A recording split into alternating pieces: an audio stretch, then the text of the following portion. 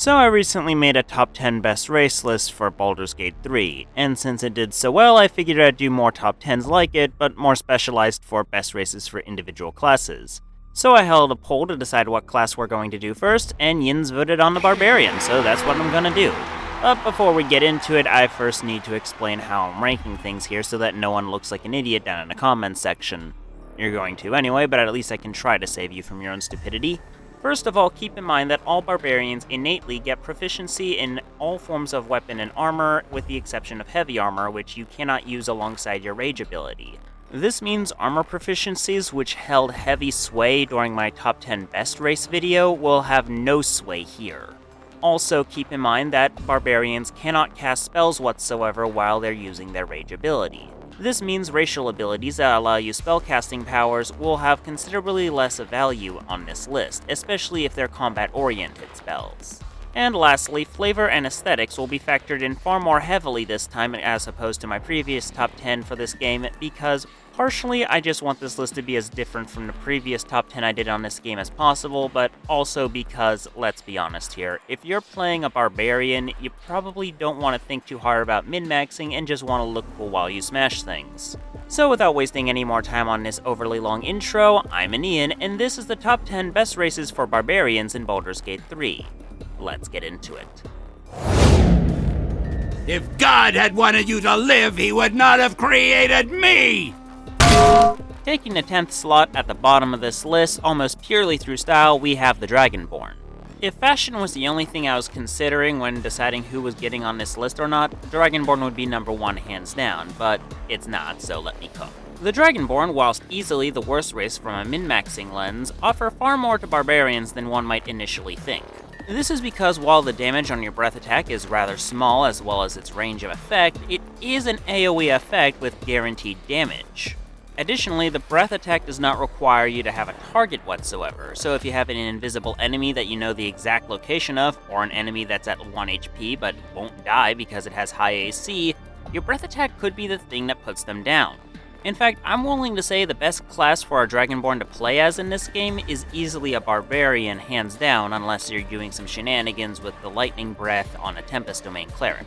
Combine this with the awesome flavor of being a dragon that can spew choose-your-own-element out of their mouth, as well as the fact that the Dragonborn have a candy shop of variety in them, and it's hard not to at least consider them for this list. As for what sub-race of Dragonborn you wish to play as, I have an entire top 10 list to help you decide that question, but in short, please keep in mind that the element you spew out of your mouth and the element you gain resistance to are one and the same.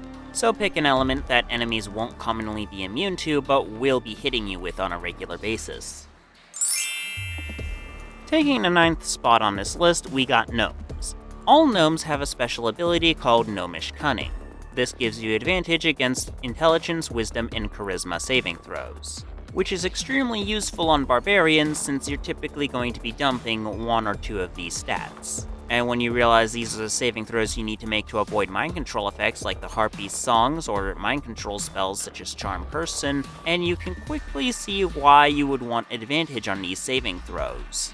The worst of these, if you're playing a Wildheart Barbarian, is easily the Forest Gnomes, since their only selling point is the Speak with Animals spell, which Wildheart Barbarians already get. But if you want to play the other subclasses of Barbarian other than Wildheart and want access to the Speak with Animals spell, Forest Gnomes can be good. Deep Gnomes provide superior dark vision, meaning your dark vision will let you see further ahead than you would with the other gnomish subraces. Additionally, you also get advantage on all stealth checks. Personally, I don't find this very helpful, since the only time I can recall myself ever making a stealth check whatsoever as a barbarian was when I was playing the Dark Urge and needed help hiding Alfira's body. And lastly, you have the Rock Gnome. These guys give you a bonus to history checks, which don't come up too often in the game, but if you want your barbarian to be proficient in something that requires intelligence without needing to invest in intelligence, this is one of the few ways to go about that. The one thing that really holds the gnomes back on this list, however, is their movement penalty. You see, all shorty races actually have a reduction to their move speed on a turn-by-turn basis, meaning you won't be able to traverse the map as much as you would with the other races if you pick a gnome. Still, they're easily one of the most underrated races in the game in my opinion. Moving along at number 8, we have the Githyanki. Barbarian proficiencies overlap with the Githyanki, so you're not getting any new weapon or armor proficiencies with this race. And since you can't use the spells you get as a Githyanki when you're using the Barbarian's Rage, that does hurt their score a little bit. But even if you can't use the spells while raging, Mage Hand is still a great utility outside of combat. And access to Misty Step for free, regardless of gear, is enough to justify a position on this list regardless of what your other attributes are. Additionally, you have the Astral Knowledge ability, allowing you to get some Skill Monkey utility out of your Barbarian, which is nice considering that Barbarians typically don't get a lot of proficiencies compared to other classes. Additionally, there's several pieces of equipment in this game that can be acquired that provide additional effects when equipped by a Githyanki. All of this combined means the Githyanki are a great utility pick for Barbarians looking to expand their out-of-combat abilities. However, since many of their greatest selling points are made redundant by the Barbarian's innate proficiencies, I cannot justify putting them in a top 5 position here. Taking the 7th spot on this list, we have High Elves. The universal pros all elves get of perception proficiency as well as the Fey ancestry ability alone earns them a spot on this list. But out of all the elven subraces you can pick in this game, the High Elves are easily the worst for barbarians to pick. This is because High Elves get a single cantrip from the wizard spell list, and this spell scales with your intelligence stat. You know, your intelligence stat. That attribute that you kept as low as possible so you could have more points for your strength and constitution.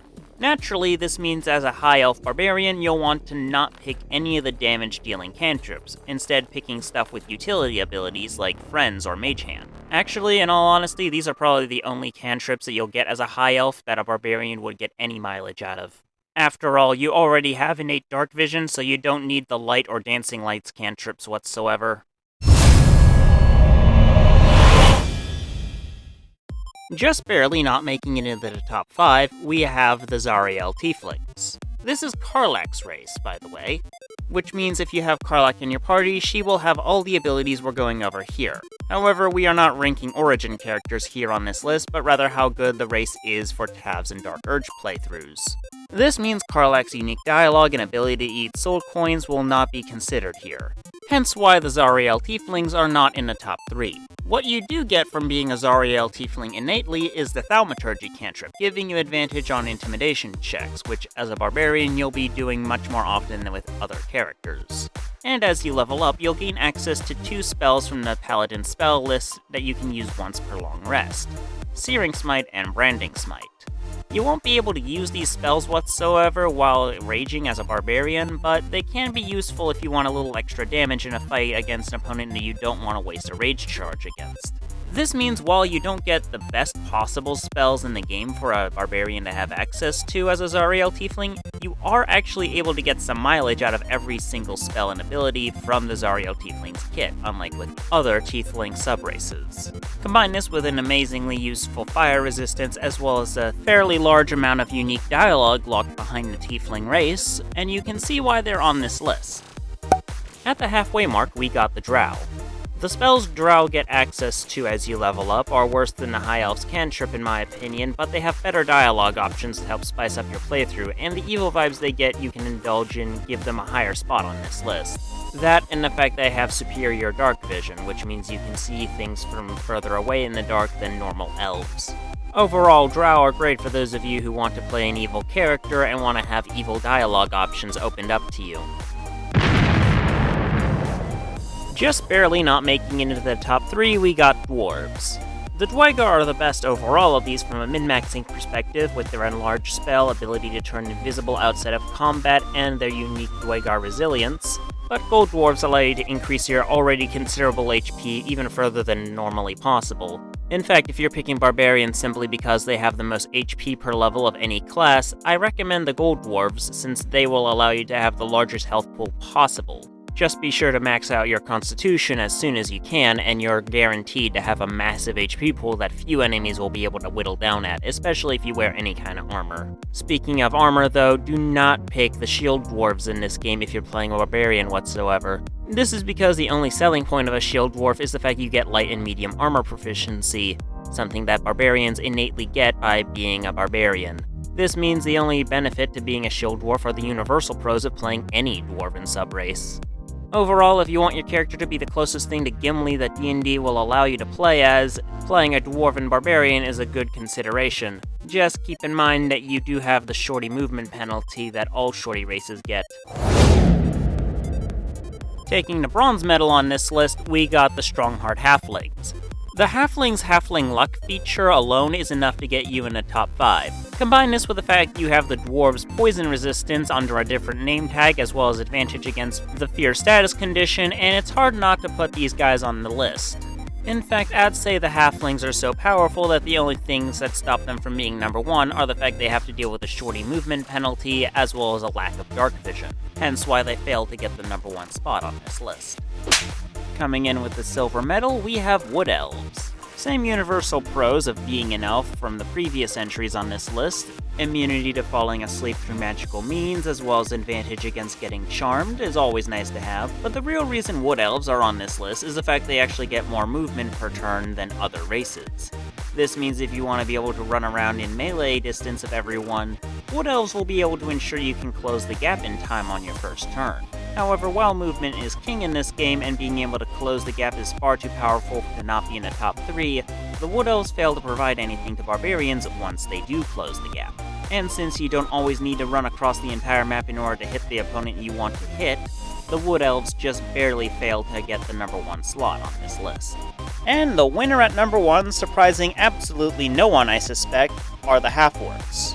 Your crits get crits and you can terrify, and when you feel like it, you can say no when you die. The Greenskin's racial abilities basically scream at you to play Barbarian, and the flavor of being a green-skinned Barbarian is so well known that the number 1 spot on this list is probably the coldest take I've given on this channel ever. Just bear in mind that your crits only get additional crit damage from your racial abilities if you're attacking with a melee attack. This means if you want to get some additional damage from throwing stuff at people or using a bow, your half-orc racial abilities won't enhance the damage whatsoever. You only get the bonus damage if you land a critical hit while going Unga Bunga with your melee of choice. And since half-orcs get intimidation proficiency, this means you can spec the innate proficiencies you get from being a barbarian into something else. This means barbarian half-orcs will have more proficiencies that you're actually going to use than many other races would. But don't let my personal opinions prevent you from playing whatever the hell you want. After all, Baldur's Gate 3 is a video game first and foremost, and video games are meant to be fun. So don't go thinking this top 10 should be used as gospel about the only races you should play as Barbarian. If you want to play a human Barbarian and make the character look like yourself or someone else you know in real life, go for it. No one will stop you and I don't care. This list exists for exclusively 2 reasons. The first is to help players with choice paralysis. After all, while it can be easy for some of us to decide what class we want to play as, the race we pick can't be respec'd at Withers later on in the playthrough, so it's kind of the most important thing you need to consider during the character creation process. The second reason I made this video is pretty simple. Money. This channel has been monetized since 2021, and quite frankly, if it weren't for that fact, I probably would have burned out on making YouTube videos years ago. But instead, YouTube decided to start throwing money my way, and I decided to keep trying. And it's all thanks to viewers like you. Thank you. But now it's the end of the video, so please consider liking the video if you did, commenting down below what you want to see me cover in the future. I intend to do a top 10 like this for every class in Baldur's Gate 3, so subscribe if you don't want to miss when those come out. I've been Ian, you have been you. Thank you for watching.